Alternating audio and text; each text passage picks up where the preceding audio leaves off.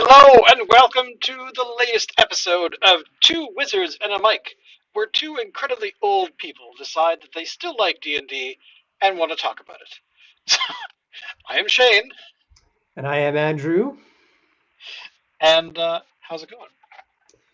Pretty good. Pretty good. Yeah. Working on a new book, as we'll talk about in a minute. Now, I understand that the Kickstarter has some news.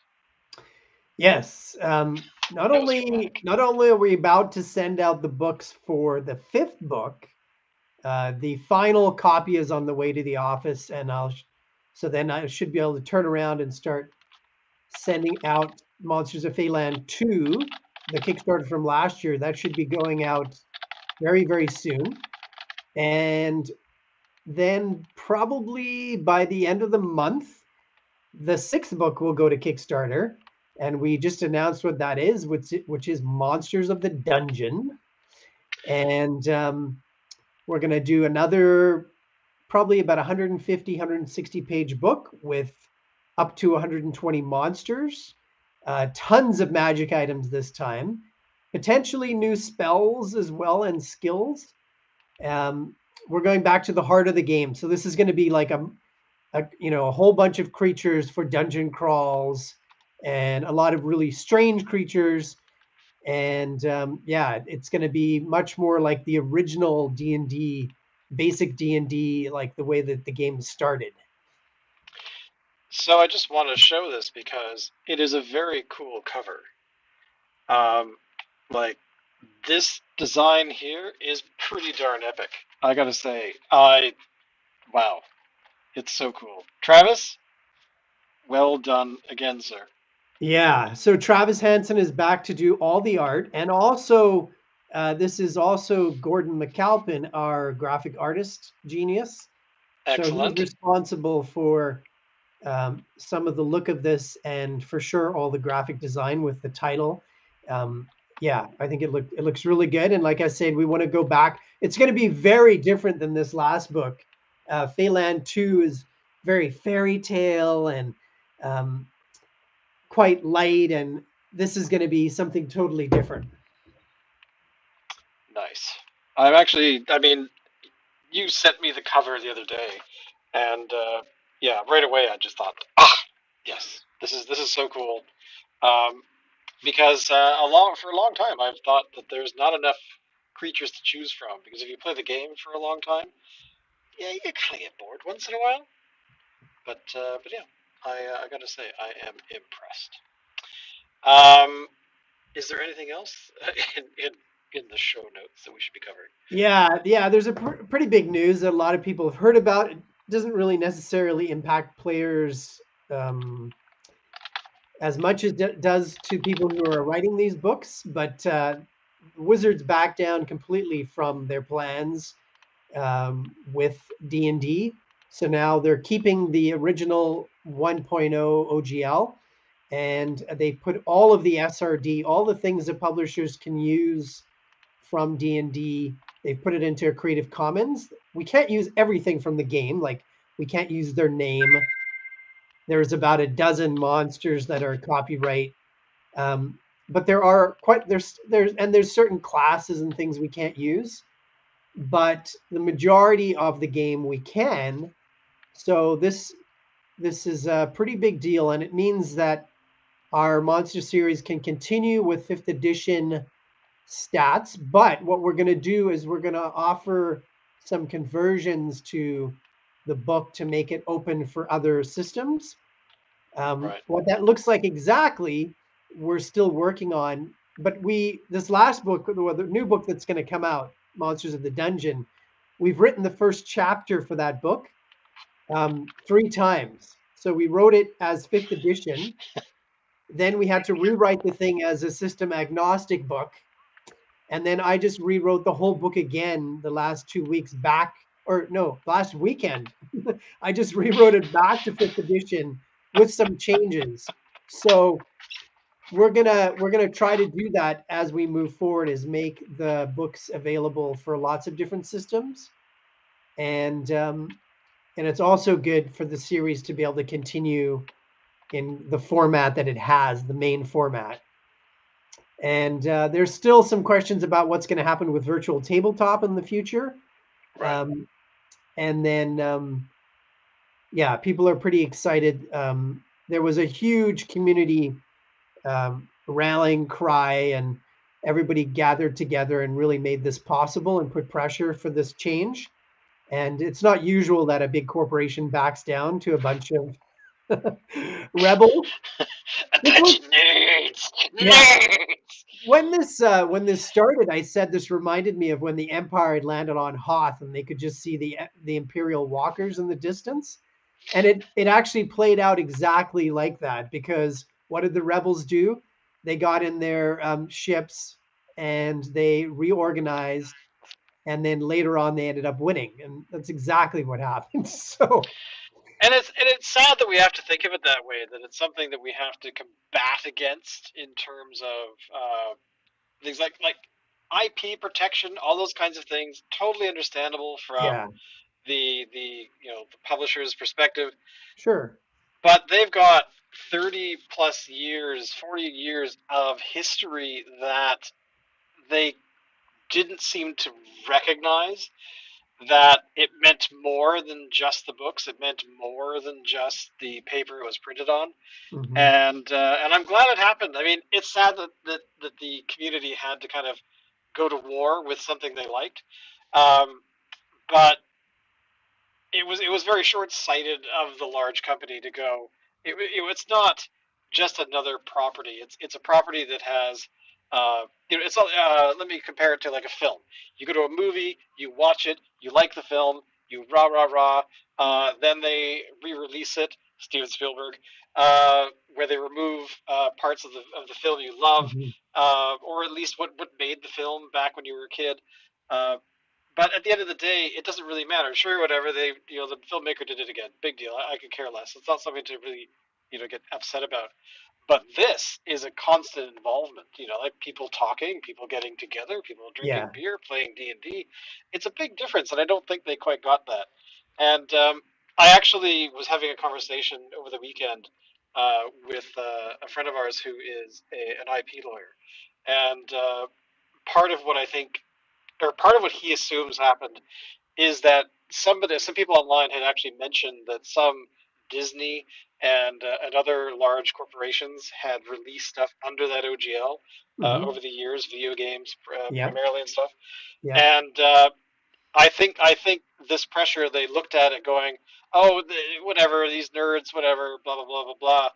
But then some lawyer probably said, actually we've got companies that have a lot more money than we do, and I think that probably was definitely one of the larger pushes that we didn't really hear about.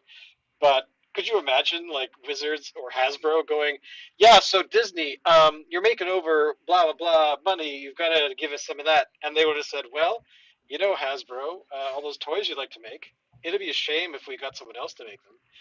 Like, so yeah. I Well, don't know. those archetypes that are, that end up in good stories like Star Wars, original Star Wars anyway, those are real for a reason. It's real life. It's not like some fantasy. It's teaching you how to deal with things in real life. And that's what Yeah. happened in this case. It was an action taken, a dark a dark move. and Wait a second, I gotta put my foot up here. the rebels organized. Exactly. So, Yeah. and I'm glad they did. I think some of the rhetoric was kind of silly, but overall, thumbs up to the community for actually saying something. Because a lot of people, you could have just said nothing, and it would have just gone through. But the other thing too is there was talk of people boycotting a certain movie that's coming out. Hmm. Or is it soon? Is it Yeah, March? very soon. Yeah. So if anybody, of course, I mean, if you're listening or watching to this, you know exactly what we're talking about. It is this little film called Dungeons and Dragons: Honor Among Thieves, and the history of D&D being adapted to the screen has been poor. Is that one way to put it? Oh yeah, the official versions of it have been terrible. I think there's only one official Dungeons and Dragons movie, like big one, and it did terribly. But I mean, obviously, for many people, Lord of the Rings is the real is a real fantasy movie. And I think Guardians of the Galaxy too, in many Really? ways. Yeah, I think that's a very close to a D&D movie. And well, when we watch this, we'll see, because that's what I originally heard, that the main corporate idea was to make something that combined Guardians of the Galaxy and Lord of the Rings. Interesting. But yeah, I think there are some movies that are great, but they weren't like the official D&D movie. And there have been many attempts that were really, really bad. Well, let's play the trailer. I hope the sound works. It's supposed to, but here we go.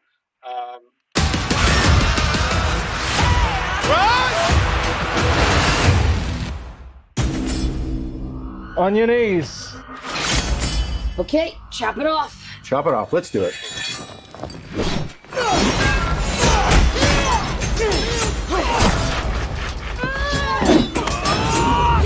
Oh, we got him now! You know what? I'm thinking there are probably sharper stairs somewhere else. We're thieves, but we help the wrong person steal the wrong thing and unleash the greatest evil the world has ever known. The Red Wizards created an army of the undead. Sounds lovely. Quite the opposite. I know, I was being ironic. I find irony is a blade that cuts he who wields it most especially. You're not a lot of fun, are you? How are we gonna pull this off? We're gonna need a team. You need cool air. Follow me to the orifice. Back to school air. The orifice? I'll go last. Let's go. I don't mind that.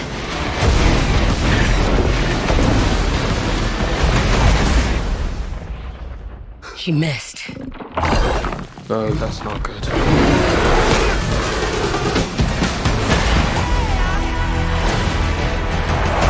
Aren't you sick of failing? We could die. There's worse things than dying.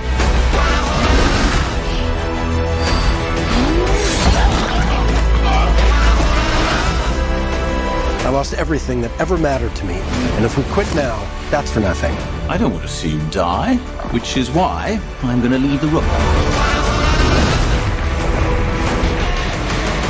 This ends now.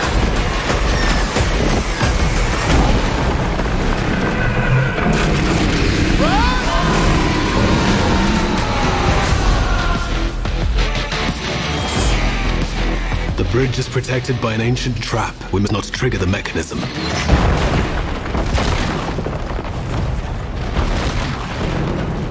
I may have triggered the mechanism.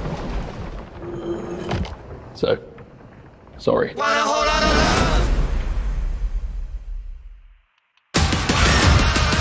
So there we go. I gotta say, two things strike me right away when I've watched the trailer before. Spoilers. However, the thing that strikes me is that it is it's trying to be loyal to the material.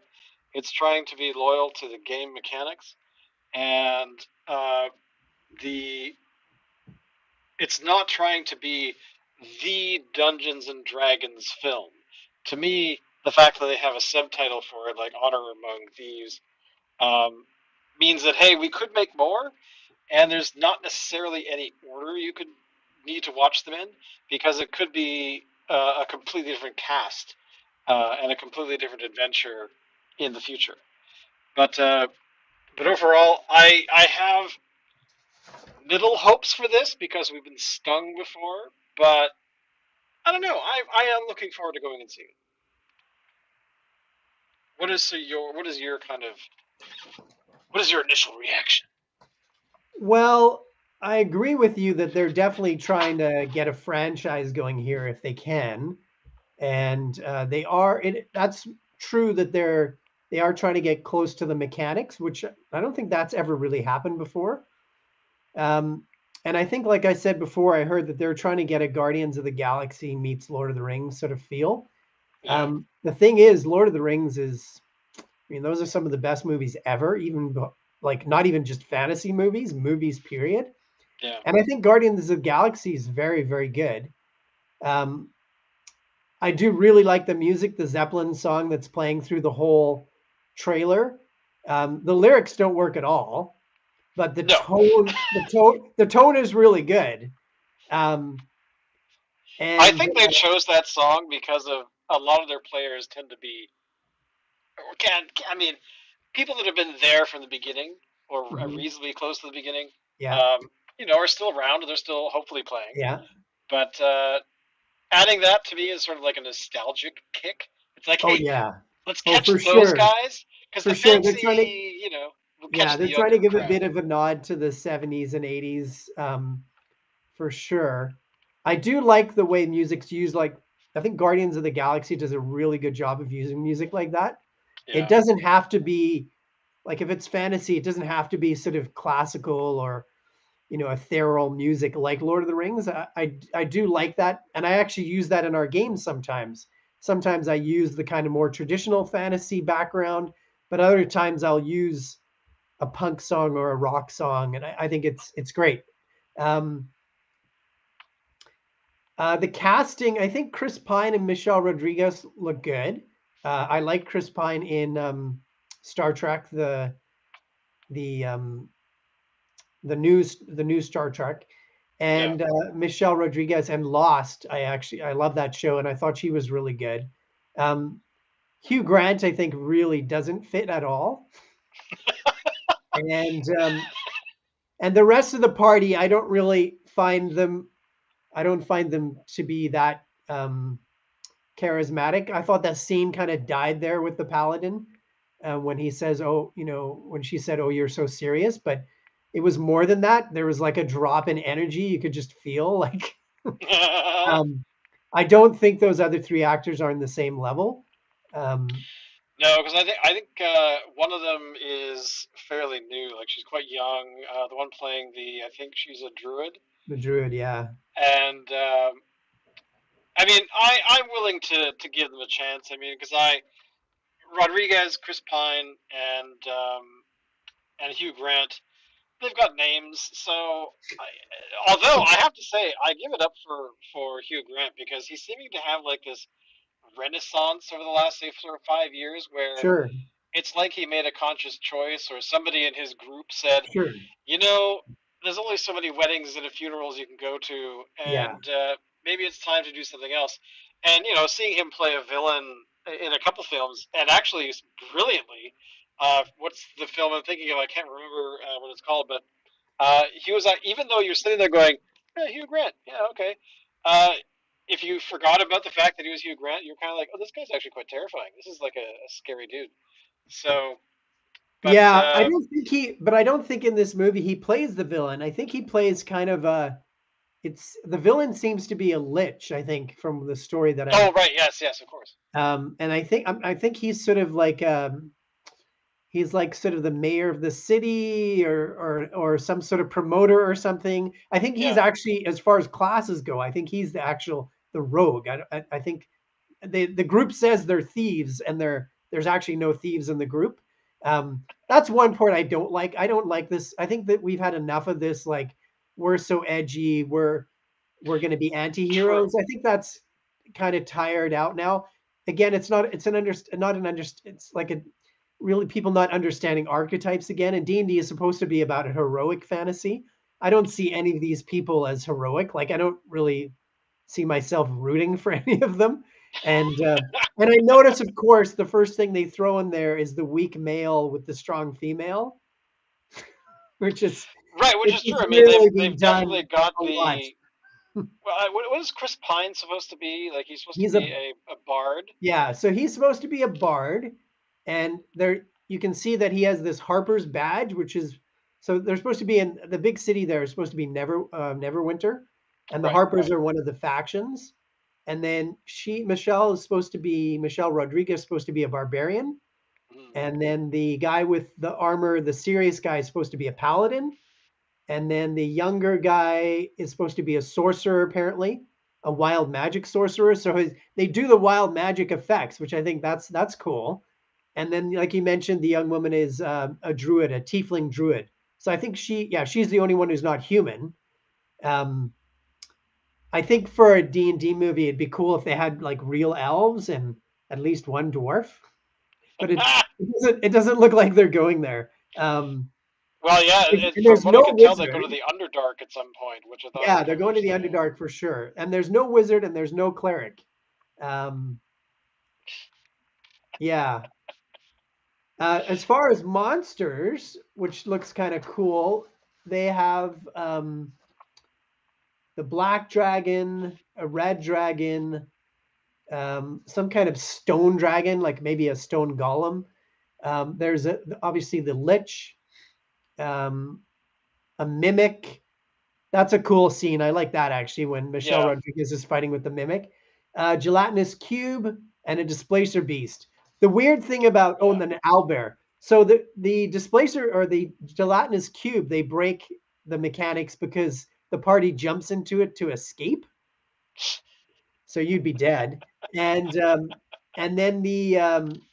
what was the other thing they changed? Oh yeah, the druid shape changed wild shaped into an owlbear, which you can't do either.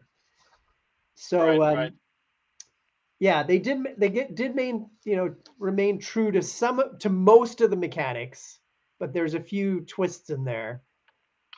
And I don't mind them too much. I mean, one of the comments I saw was the weapon that Michelle Rodriguez has that Yeah, seems to be dripping with lava or something, yeah. or magma. And as far as I know, there's no weapon like that in the game at all, at least unofficially. Uh, and somebody commented online about how they thought it was something homebrewish. So I'm willing to kind of say, well, if a person running the game says, a character can wild shape into a dragon or whatever, an owlbear in this case, then why not? I think I'm more forgiving because I really kind of want this film to do well, because the previous one, I'm not sure how well it did, but it at least from the perspective of the audience, I think it really bombed. But I kind of want it to do well. If they're able to do what they've done now with the OGL and stuff, where they've actually said, okay, we understand, blah blah blah, and we don't want Disney to sue us. There's all these things that I'm willing to forgive right now. After seeing the film, I might be far more, well, that was a piece of garbage, and I certainly hope they don't make another one. But I'm kind of I'm marveled out a little bit. I've seen a lot of Marvel stuff. I'm Yeah. willing to go and check out another franchise being built. Um, and seeing what they could do. And I mean, the dialogue that you were just talking about a bit ago, is very. You can tell it's very influenced by like Guardians of the Galaxy kind of stuff. 100%. And because at the very end of the dance off in Guardians of the Galaxy, and the villain's like, "I'm about to destroy the world." He's like, "Dude, we're doing a dance off." And you're like, Yeah. "Would a villain really do that? What are you doing? Weren't you just about to wipe out the planet? Wasn't that what you were just doing?" And some guy wiggling his arms around and dancing. Like, how did that distract you enough to not destroy the planet? Yeah. So whatever. That kind of stuff is fun, but still, yeah, the influence can't be denied. There's definitely some Marvel going on in here. Yeah, it might be too Marvel probably for some people.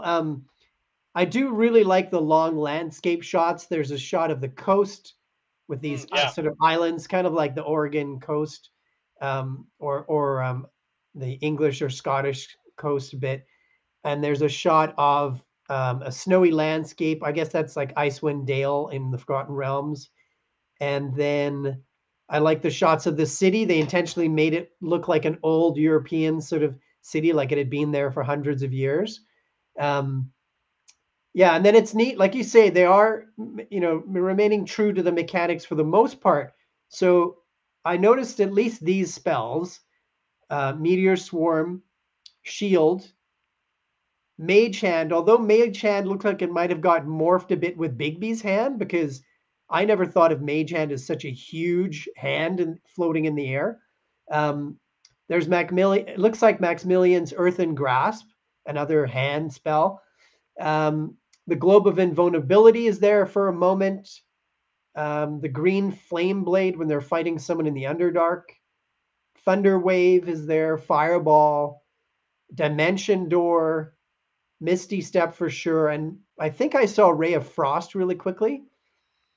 And they do a neat effect with a portal with the druid going from one world to another.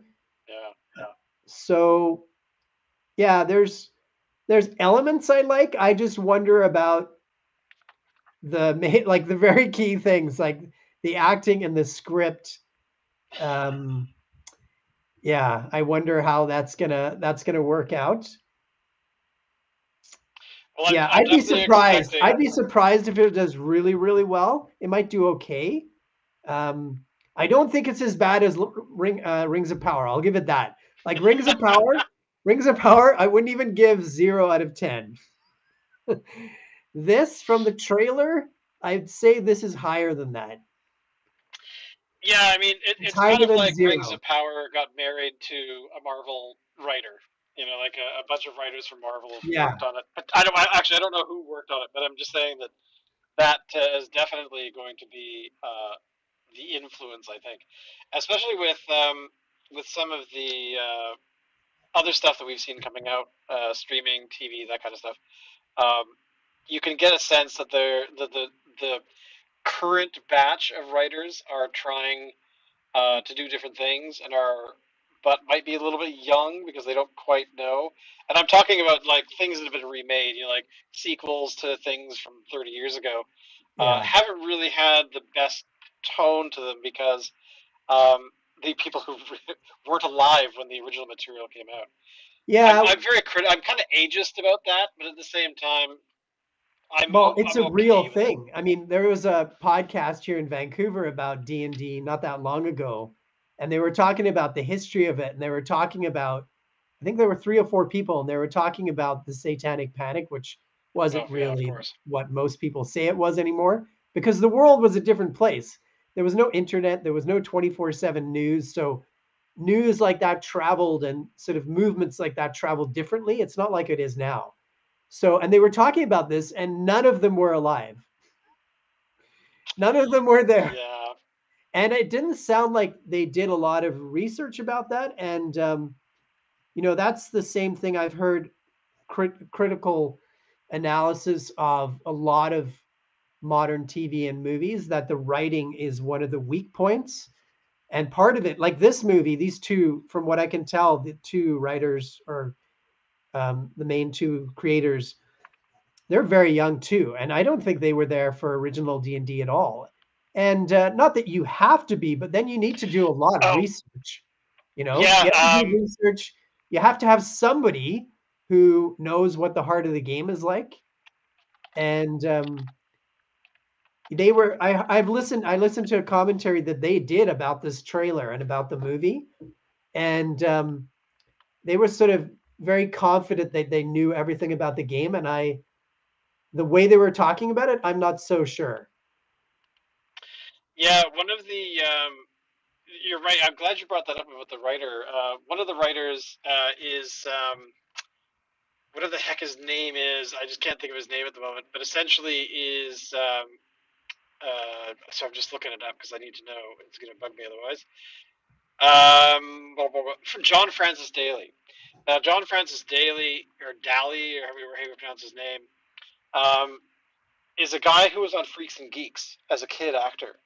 And I've quietly watched his career because he's been in like Bones and a couple other sort of police procedural stuff that I've watched. Mm-hmm.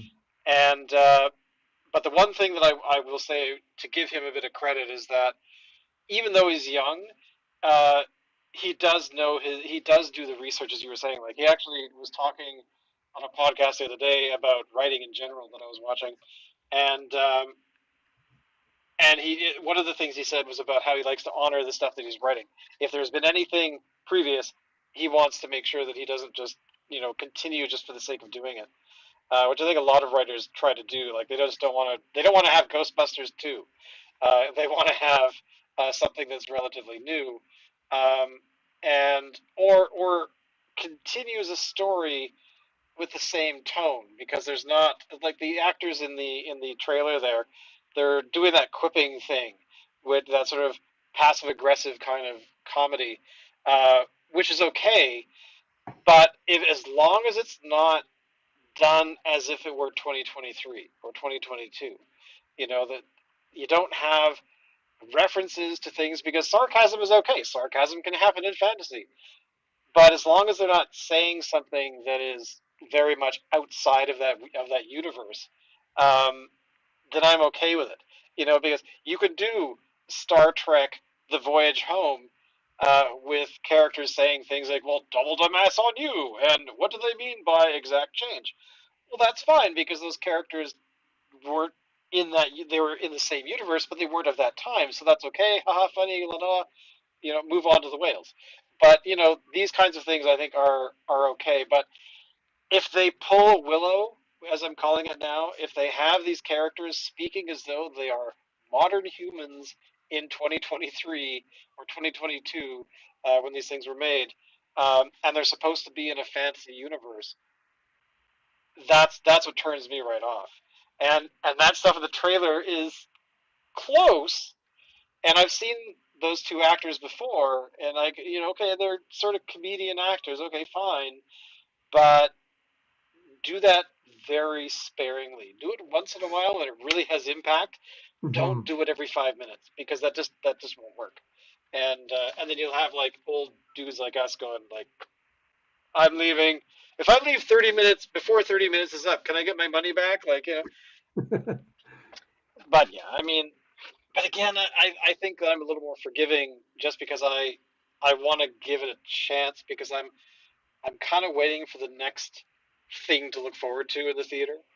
I don't want to, I don't want there to be a Lord of the Rings next year. I don't want there to be another Fast and the Furious. Indiana Jones? Yeah. But again, I mean, Indiana Jones is a perfect example of a sequel that was made for no reason other than to make a sequel, rather but than it might be better than this. I mean, this film has so much going against it from an audience perspective. I think, because what was that other a video game film that was very D&D like, about 15 years ago, probably 10, no, probably 15, that also had thieves in the title, but it was based on another video game by Microsoft that I cannot remember the title to. Oh, but, you don't mean Assassin's Creed? No, before that. Oh, okay. It was, I played the game, I just can't remember what it is, but anyway, but it was a very D&D-like environment. That's what the game was about. It was like a similar to, say, a real-time or role-playing, over-the-shoulder kind of thing. Mm-hmm. And but it had a film made, and I think it actually had a couple sequels. And I went to see it because I was kind of happy to see, a fantasy thing. This was probably right after Lord of the Rings came out, and I just wanted to see something different, so I went and saw it in the theater, and I thought, okay, well, it was. I played the game, I had that going for me, but somebody coming in might not totally get the references and things like that. Mm-hmm. So it wasn't done enough to kind of blanket, this is a universe, this is what the universe is about, here's all the world building. They just kind of went straight into you've probably played the game, right? Why else would you be here? Yeah. So, but, it did get some sequels made, though, so it must have made enough money to continue. But, yeah. Yeah, when I heard the creators talk, it reminded me 100% of what I've heard from the creators of Rings of Power. And it didn't seem like the story was very grounded to me. It felt like everything was just done for the look and the show, and it was very surface level. Um, and the critics I've seen of modern TV and movies, some who say there hasn't been almost any good movies in the last like 10 or 20 years, say one of the main reasons is lack of life experience. Yes. And Thank you how for saying that. That's exactly right. Yeah, and how our world has changed so much, especially, there's a big difference. When I went to university in the late 80s, the first time, um, there were a variety of students. Now, this is talking about Canada, so in the US it's a bit different, but in Canada, a lot of people could afford to go to university back then who got in, and there were it was, there were kids of all different socioeconomic groups were there. Okay. It was Yeah. still within reach. Then I went back to university later, not that much later, and only a few years later, and there pretty much were only wealthy kids all of a sudden, because university in Canada had gone up like 500% in just a few years, and it kept going up. Yeah. And so what's happened here now, and I think in some similar ways, this has happened in the States and Europe. What's happened is that if you're going to be a professional of any kind, including like a producer or some of these jobs, you are going to pay a lot for university, and that's out of reach for a lot of people. So you've totally skewed the societies so that this one group of people are getting all these opportunities, even like teaching and nursing now. And I was a teacher for a while. Um, I remember teaching, and all these people are heading off on their holidays to like Brazil and Europe and and like off to Switzerland for the couple of weeks. And it's a totally different world where and these people in these positions don't have the same kind of life experience that they used to. And what I mean by that, for an example, as a teacher, now a lot of teachers they've had no job. Zero jobs. They might have maybe they worked at a restaurant a bit, or they were a camp counselor or something. But I met a lot of teachers who were new, who'd never had a job. And now they're going to be a teacher, and they're teaching kids, and like a very important job in the society. So, and the writers and producers and some of the people in these creative pursuits, there's some similar patterns happening where um, they might have gone to university now to do a creative writing course, and then, and there's a lot of different paths in creative fields to get to those places. But there are a number of people now in those positions that don't have the same kind of life experience. They didn't have these jobs when they were teenagers. They maybe didn't work with the public as much. Maybe they didn't have like jobs that involve physical labor as much. And this can affect the writing and how people craft stories, and the kind of messages they want to have. And when I've heard many creators recently speak, it seems to all be about the surface, like the look of the movie and the music and tropes they want to throw in there, and there's not this grounding and understanding archetypes and understanding story and being true to the story. I totally agree. I mean, that's the thing, is that is the main crime that I think has been committed for a lot of the stuff that's been made of late. Not everything. Like, there's definitely some great stuff being Oh made. yeah. Oh yeah. But there's definitely a lot of things that are being created where, as you and I have talked about before, like I mean, it gets called like the woke agenda or this, that, and the other thing. But I think it's actually a generational difference where the ones who are talking about that stuff and really insisting that this is how society should be are just quite young. They're very young, and that's okay, because eventually one of two things will happen. They will change their mind. They'll say, okay, well, what I was trying in my when I was 22 is not necessarily how the world works. I have to learn to work with other people more directly, and not be so shouty downy, that kind of stuff. People, you're stupid and you can't talk and whatever. That just leads to fascism, people. But but and Hasbro discovered that. But anyway, but yeah, I mean that's the thing is that all of these things are learned skills, and you learn it from time and practice. Um, like this stream thing we're doing. I didn't know how to do this 5 years ago. Um, when I decided that I was going to do some recording and streaming and all that kind of stuff, I found sort of the best thing that I could find that was easy enough that I could share with people, and it works.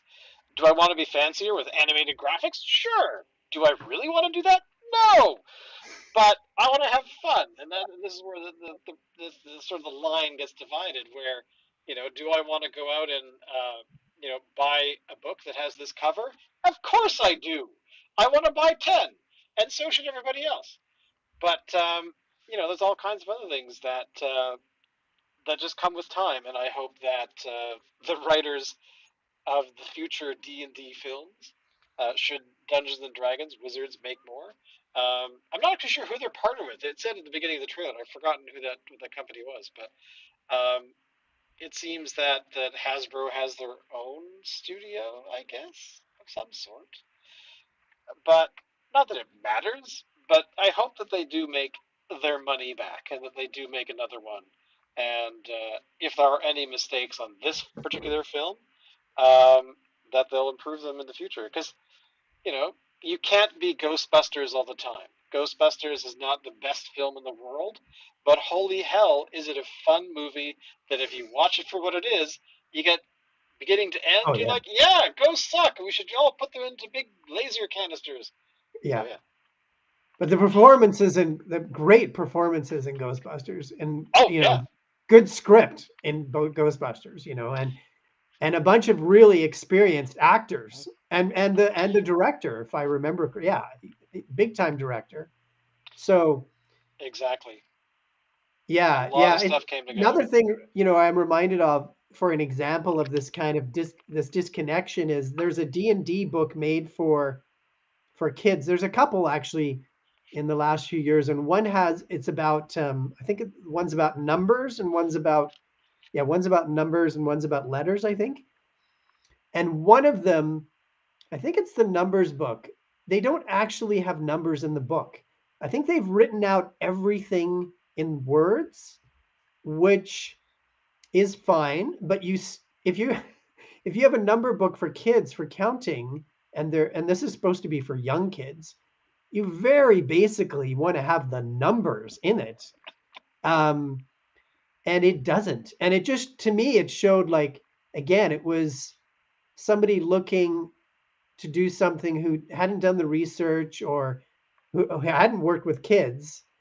And a very basic part of this, book. And I don't think I've heard one other person who noticed that, but most people brush it over and go, oh, it's so nice. It's so cute. My kids can have it.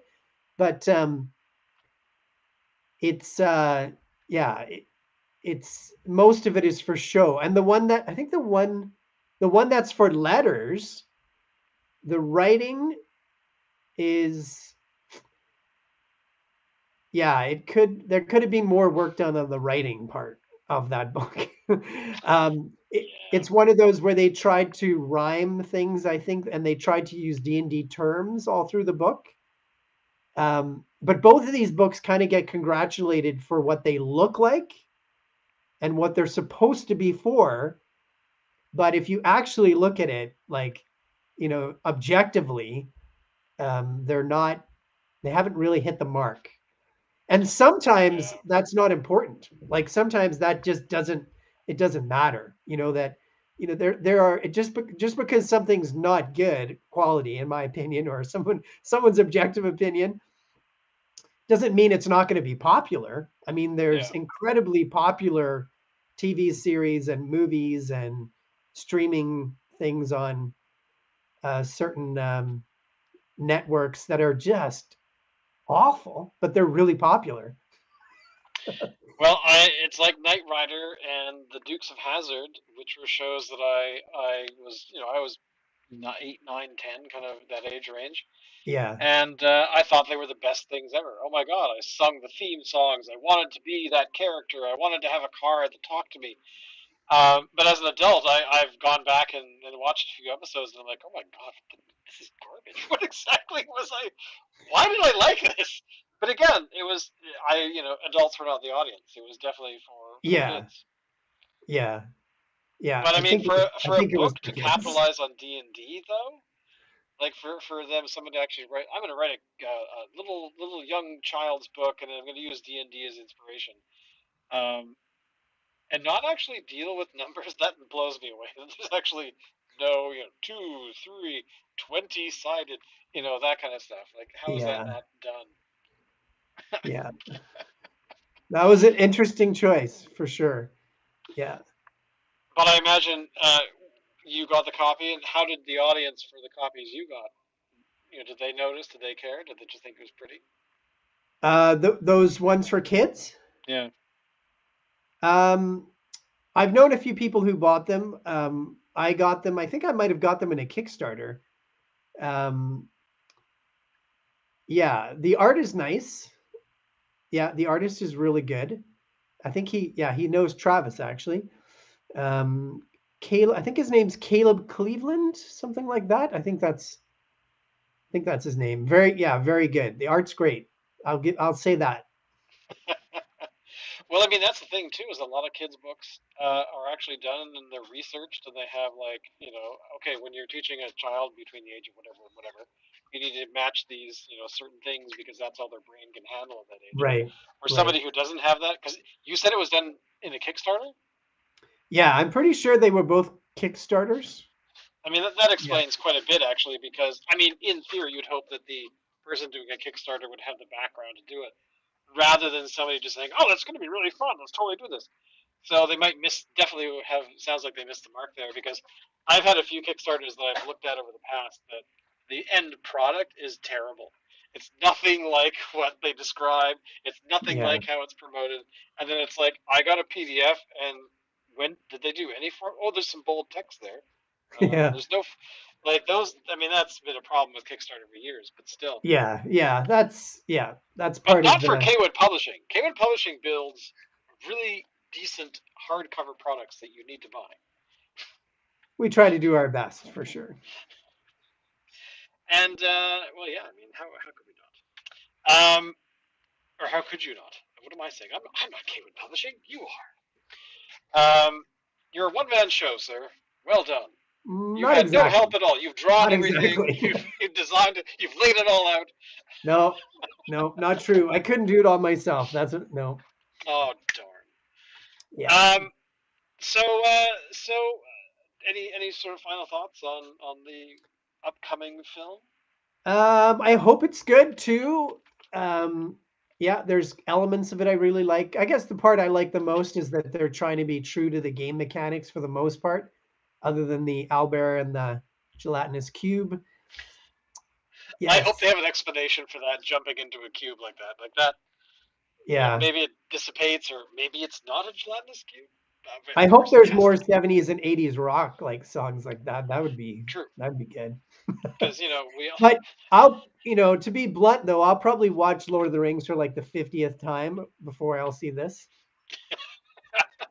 My eyes are bleeding. Now I have to go see this other film. Yeah, I actually I haven't seen Lord of the Rings for a little while. Maybe it's time for another viewing. Well, on that note, everybody, thank you all for coming to hang out with us. Thank you for listening, and we will definitely be back next week. Next week, we're talking about. Traps. Yes, I love that one because I have had so many trap ideas for years. As a kid, I was trying to figure out ways to kill characters. But yeah, so we'll see you next week. Everything, links and all that kind of fun stuff will be down in the doobly doo down below, and we'll see you next time. Thank you so much. Later.